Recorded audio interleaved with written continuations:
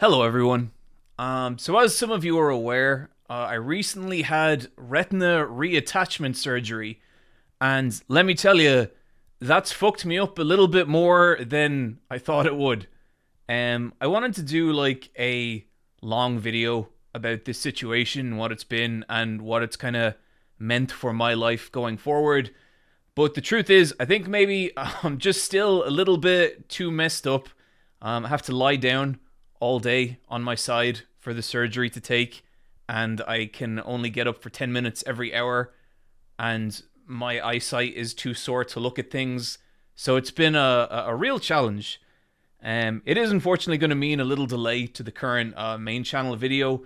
And unfortunately, it's also meant that there's just some stuff in my life that I'm kind of going to have to let go of. But rather than try and force a coherent explanation out of myself right now, I'm going to play a segment from the recent stream where I explain everything.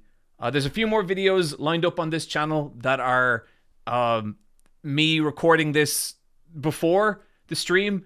So if you notice in the next regular Eyepatch Wolf video that I miraculously recover from this, I have not. But I'm okay, and I'm recovering fine, and I'm really looking forward to being back in a space where I can create things from a healthy place.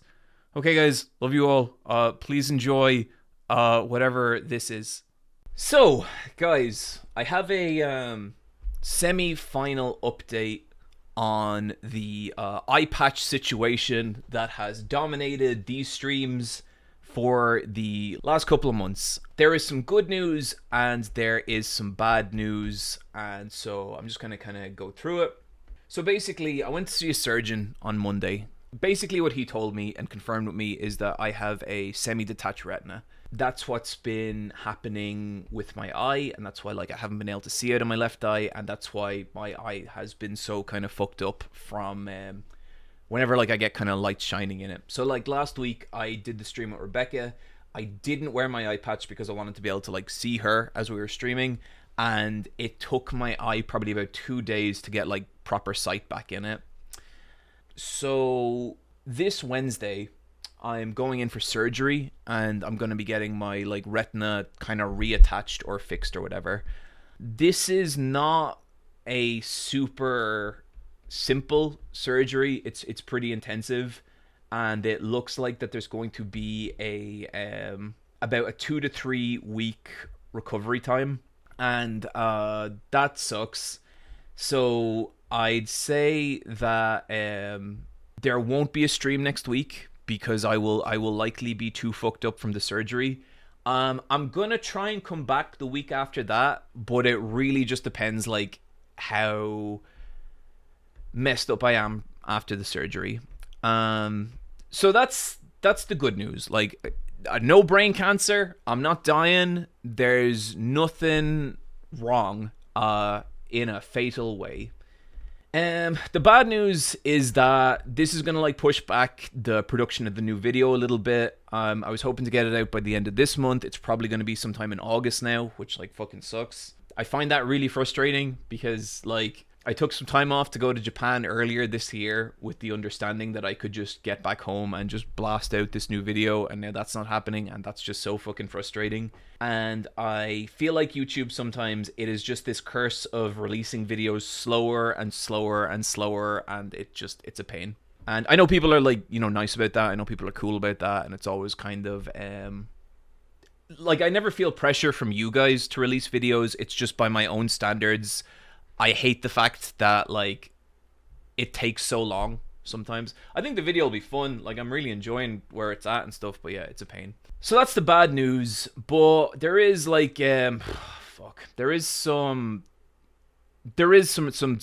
worse news, I guess. And this isn't really gonna affect any of you guys or anything, so it's like it's not like a huge thing. But I had a talk with this surgeon, and I was kind of talking to him, and I was like, okay, cool. So, like, when can I go back to fighting, you know? And he kind of looked at me, and he was just like, your fighting days are over.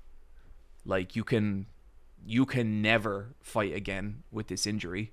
And he kind of explained that what the surgery is going to do is that it's going to restore my vision. What it's not going to do is like reinforce the retina or make it less susceptible to future tears. And pretty much what he's saying is like, if your retina detaches again, there is no guarantee that we would be able to fix it if like the tear is worse or something like that. And so like I was like really like in disbelief about that, you know what I mean? And I kind of searched around online and like I asked people, like I got second opinions and just all this kind of shit. And yeah, it seems the injury I have, like, the UFC doesn't let people fight with detached retinas. Like, that's how kind of serious this is. It's funny, I was actually reading the manga Strike It Rich, which is about MMA girls, and the main character in that, this is like chapter 1, this is not like a spoiler, her MMA career is ended by the same injury I have, you know? Like, as for like what did it, I think the answer to that is about 20 years of combat sports. And I'll be real with you guys, like, it's fucking devastating. Like, fighting is so much about, it's so much how I process things, and it's so much about how I understand the world. It's like knowing that I'm like, I can't do it anymore, like in any capacity, like BJJ or like boxing or just anything. That is really, really tough. That is one of the most difficult things I think I've ever had to really kind of get my head around, And I'll be talking about this in various places, so you might hear me repeat some of this again, so apologies if you do. But I think like what I'm really thinking about is like I do find people tricky. Like I feel understanding people is hard. You know what I mean? And I don't always get what I feel like is a kind of shorthand that other people have, And so like I just find social engagements, especially like with strangers or people I don't know, like I find that difficult, And what's always kind of made sense to me is fighting. Fighting to me is like the simplest thing in the world. And that's not to say like I'm especially good at it, but one of the ways I most understand people is like, when I fight them and I can feel like what they're like. And like, when you fight people, you can really get a sense for like how confident they are, how like insecure they are, how thoughtful they are, how like, analytical or calculating or driven they are. And I've always really loved that about it. And the fact that I'm never going to be able to experience another person like that again is really like profoundly difficult. And it's had me like pretty down. I think, like the day I found out, like I just went to bed and just could not do anything for the rest of the day. And then I actually did end up going to fentanyl and I was pretty sick, which is good because I probably shouldn't have been rotting. And like, I knew this was like always on the cards. Like I'm 40 this year, like I wasn't going to be able to fight fucking 4 times a week forever. I just didn't think it would come this soon. You know what I mean? I thought that the end to my fighting would be like my body slowly breaking down in a way that was very like foreseeable. It's just kind of devastating that it's over, Like I never thought that like the end of fighting would be a little man in a small room telling me I can never do it again. You know what I mean? And like, I've been through like so many kind of different permutations with this, and it's like there's a part of me is like, well, how bad do you need this is how fucked up it is. There is a part of me that has legitimately thought at multiple times over the last couple of weeks, how badly do you legitimately need eyesight in both eyes?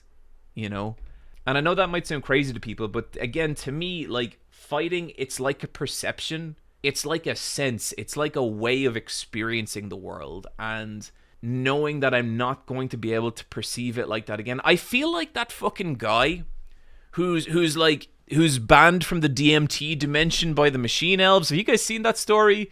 This dude who like kept going doing drugs to hang out with the machine elves, and now he's like, I've been banned. I'm banned from the DMT dimension. And I swear to God, that is something like how I feel, you know, because just, oh man, like I always think of like coming out of training and like win, lose or draw, whatever it was, just like coming out and feeling like I have just left it all in on the mat, and that like I've pushed myself as far as I could, even if I got my fucking head beat in. The idea that I'm never going to feel that particular feeling again is so hard. And I know that like there's other stuff that I could do, but it's never going to be fighting. You know, it's never going to be boxing, it's never going to be rolling. You know, I'm never going to land I'm never going to land like a good cross counter on someone again. I'm never going to feel what it's like to sink in a rear naked choke. And I'm never going to feel that feeling of where you can't quite get under the chin, but it's okay because you believe in your own arms and you just fucking crank it on the face anyway. And you get the tap that way. And that feels fucking incredible. Like, I'm never...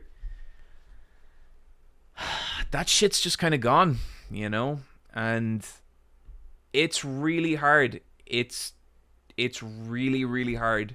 At least you got to feel it at all. Very true, Cat Boundary. Very true. Like, there's this fight in Grappler Baki.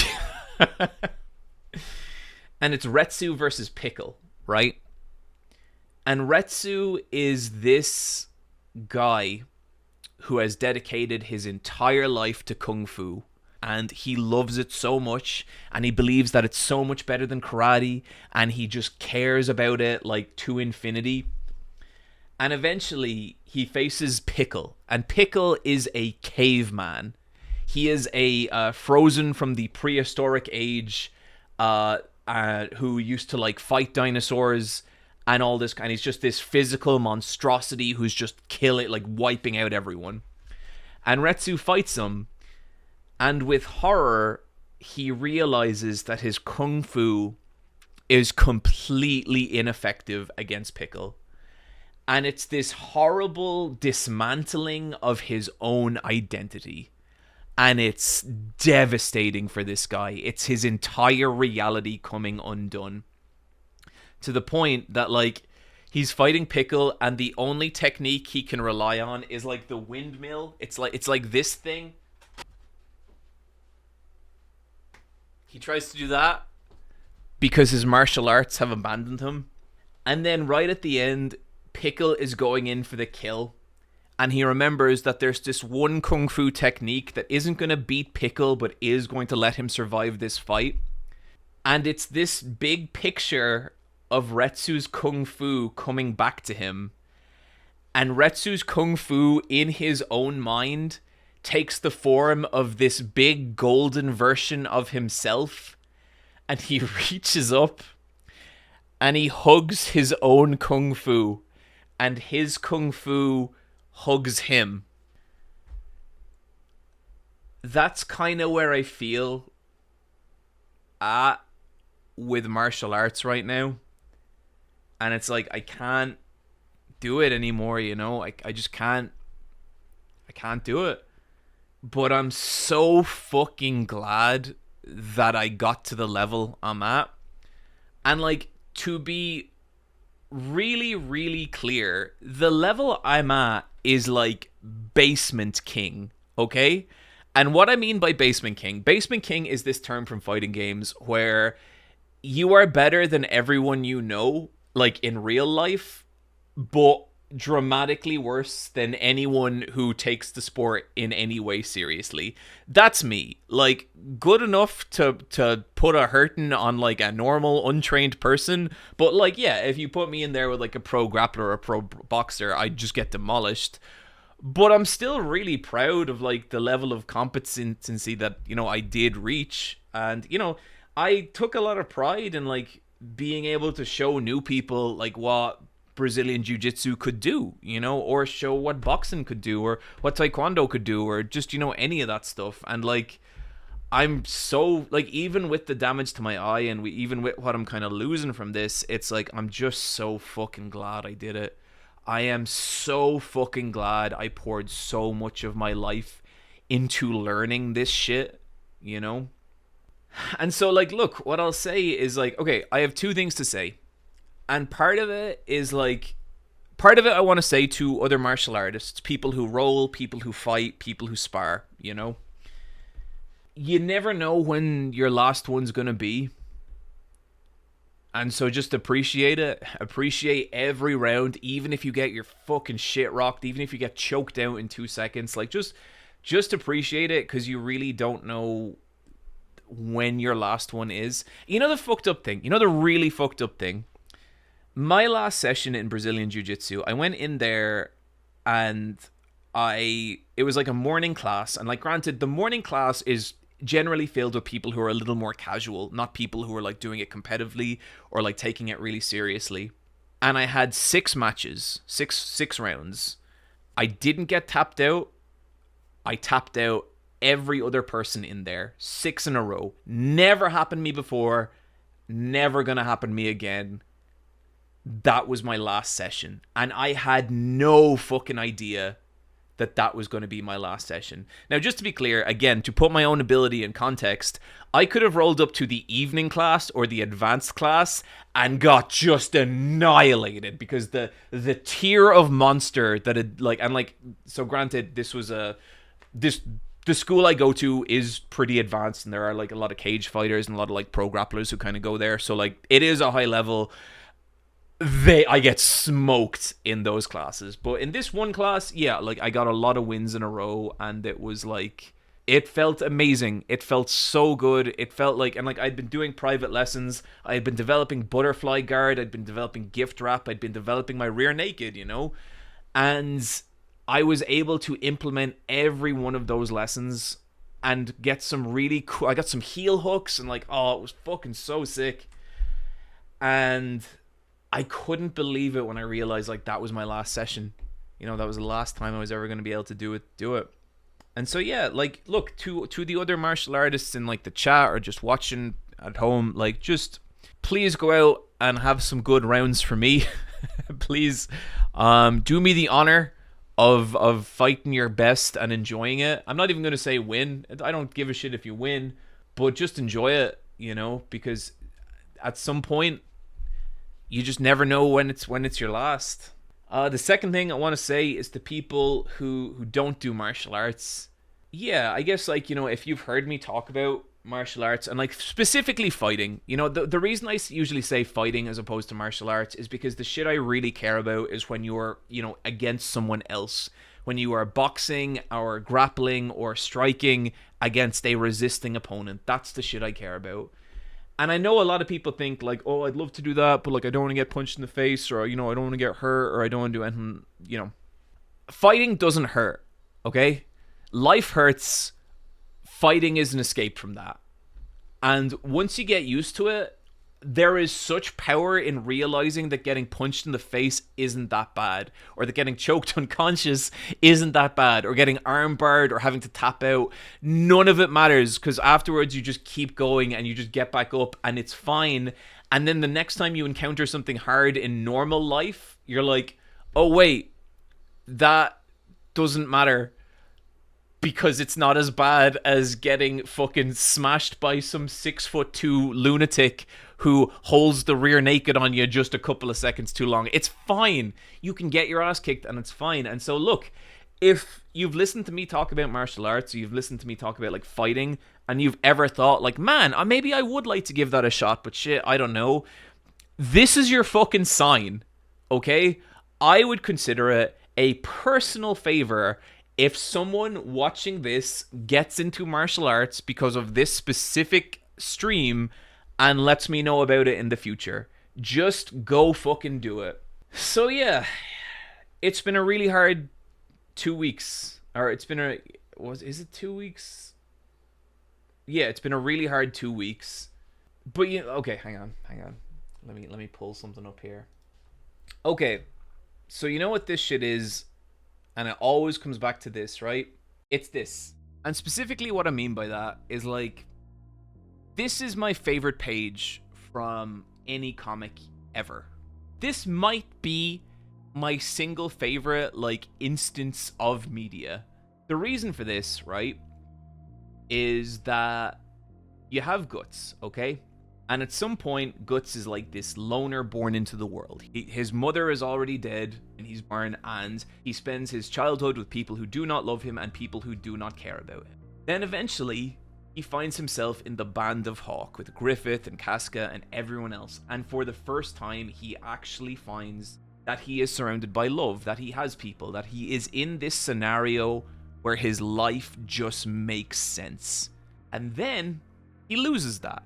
He doesn't have that anymore. And it is completely devastating. Everything that he relied on to make his life meaningful disappears. And you're kind of looking at this dude and you're like, how can this man ever be happy again? And then maybe like 200 chapters later, we arrive on this page. And what is it? It's Guts, and he's looking out at his new crew of people. He's looking at his new friends and his new family. And he looks at Casca, and she's okay, and she's happy, and she's still kind of fucked up in a bunch of ways, but she's smiling, you know? And he gets that look in his eyes. And this, to me, says you can always be happy again. No matter like how kind of settled you feel in a certain position of life, and no matter how devastating it feels when that thing goes away, if you just keep going, you will eventually find yourself in a position where you look out and it's this fucking panel right here. So where I kind of feel right now is I feel like I'm a bit I feel a bit post-eclipse Guts, you know, a bit like, fuck man, I had this thing that was so meaningful and that I loved so much and that like cured my anxiety and did all these amazing things for me personally and physically, and now that's gone, and now I don't have that anymore. And like, look, not to sound like not grateful for everything else I do have. I'm in an extraordinarily lucky position in life with or without martial arts, and like I know that. But martial arts was so much about what made life made sense, and I don't have that anymore. I do believe I'll get there eventually, and I'll figure something else out, and you know, I'll be happy again. I'll find a way. But yeah, it's just a lot, guys. Life is always so much. You know, you will always be happy again, but it will be different, and that's okay. From Tristan Wood. And yeah, that's basically Berserk, right? That is what it is. Is it weird that I just got, if you're gonna be dumb, you gotta be tough, stuck in my head? Glad you and Wooly got to spar before this. You know, I actually sent Wooly a message when I've got this news. I sent him a voice note, and it was specifically like, I am so glad we got that spar before this happened. And I'm so glad I got so many fights before this happened, you know? Do you think you could start teaching people martial arts, engage with and grow with the passion for the people? Tom Talks Tropes, maybe. I don't feel like I'm good enough to coach people in martial arts. Again, like basement king level. And like I've been doing it for 20 years, but like I feel like that's nowhere near enough to coach like Brazilian Jiu-Jitsu. I did get pretty handy at boxing in the last like year and a half, like much more so than what people saw in my fight with Wooly, but yeah, we'll see. Retiring undefeated against Wooly is a fun element. Boy, is it. Guys, it's fuck, man. It makes me sad thinking about how like I'm never going to learn submission wrestling. I'm never going to learn sumo, you know, because I was like, yeah, look, cards on the table. A sumo video is coming. It is looming. You can't stop me. But a part of it is I wanted to learn sumo, but I guess I already had that one sumo match, so that's something. John, I had double eye surgery a couple of months ago back, and losing eyesight and having to learn to live with being disabled or limitations is tough. Please get mental help and take care of you. I'm okay mentally. Like I'm good. I will pretty frequently do therapy when I need it. We're not quite at that. This is just, I think a lot of what I'm experiencing right now is just raw ass grief as opposed to something else. I don't know if it's any comfort, but I never would have started BJJ without your videos. That is definitely comfort. I think HEMA style fencing would be something at least looking at. I've heard ocular injury is a risk far, far lower than hand-to-hand martial arts, and would still... Yeah, I've actually thought about it. I've actually been thinking about, like, what are the big candidates that I could take up now that I'm not doing, like, fighting, I guess. And I have a couple. So fencing could be one, because that's probably the closest I can do to fighting now without any risk to my eye. Powerlifting is one. I actually had a powerlifter get in contact, and she was very like, no, you should try this, it's cool. And then maybe looks maxing. What about looks maxing? Could I do that? Could that become a thing? Chat, could I do that? Is that a normal person thing? Is that a road to ruin? You're already looks max, John. I think people think I'm already looks max because of like a very specific lighting setup I have here. I feel like if the lights, hang on, let me turn off the lights for a second and people can see what's really going on. Behold the ravages of time. You would be a great dancer. So, okay, legitimately, I don't think this is what I'm gonna do, right? But there was a friend of mine who had a stripper pole in her apartment, and she like showed me some like stripper moves and asked me to try them. I have fucking core strength for weeks. I could do every one of them. There was a natural talent there, chat. I'm just saying that the points I have poured into my physical makeup transition beautifully to stripper pole moves. All right? I don't feel especially passionate about becoming a stripper or anything, but I'm just saying the potential is there. Do you ever just have a massive amount of talent in something that you don't care about? Well, let me tell you about me and stripping. Or at least pole dancing, I guess. John, don't do it. You'll eat shit way harder than you ever did in BJJ. I believe that. I'd say eating shit for like pole dancing fucking sucks. Who even really needs depth perception? Yeah. So like that is the thing. At least when I get through the surgery, I will like have my vision back, which will be nice. But yeah, guys, that's kind of where things are at. That's why there will be no stream next week. And I will try and come back the week after that. It might not be a full stream, but I do love streaming, and I would just like to keep it going because like the streams have been great, videos have been popping off, people have been here, and I appreciate it.